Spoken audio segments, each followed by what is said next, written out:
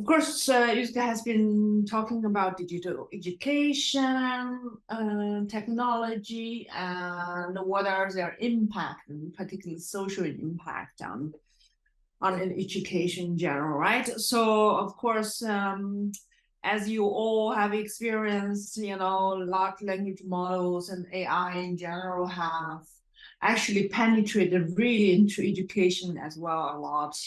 I'm sure as a student you've been using, ChatGPT or maybe any other types of software helping you in studying and helping you in completing a lot of your day-to-day tasks.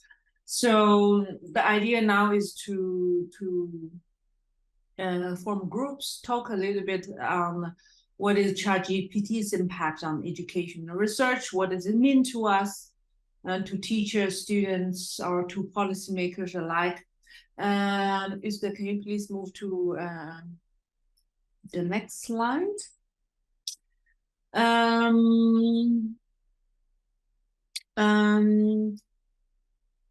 I would like you to consider actually how large language models, in particularly how ChatGPT, as an example, contribute to or maybe hinder socially sustainable digital education. Uzga already mentioned a bit early about privacy, access, and accessibility and inclusion, of course, to education. But of course, sustainability or socially sustainable digital education also can mean more.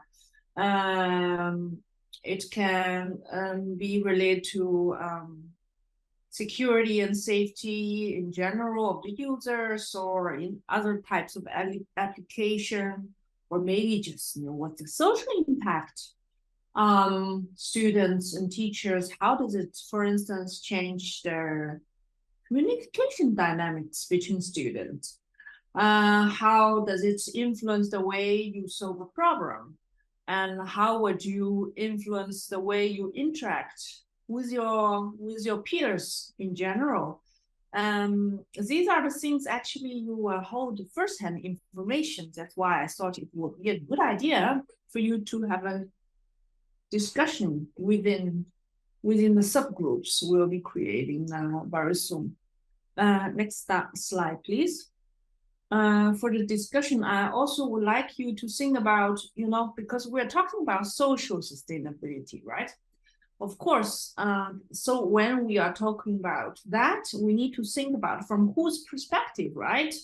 When something is socially sustainable, we are consider that from students' perspective, or from teachers, or from universities or other education institutions, for instance, schools or high schools, or maybe just, continued education, for education when people are going into workforce. And from digital education providers, or, software companies, of course, they have their own views also on what is socially sustainable, or maybe they don't care about that. And my statement might be a little bit biased here. And of course, policymakers might again hold another viewpoint. That's why I would like you to form smaller groups and think about how ChatGPT could help and hinder socially sustainable digital education, and to consider that from different perspectives from people. Also to think about different multidimensional social sustainability, privacy, security in general, but also other types of possibilities.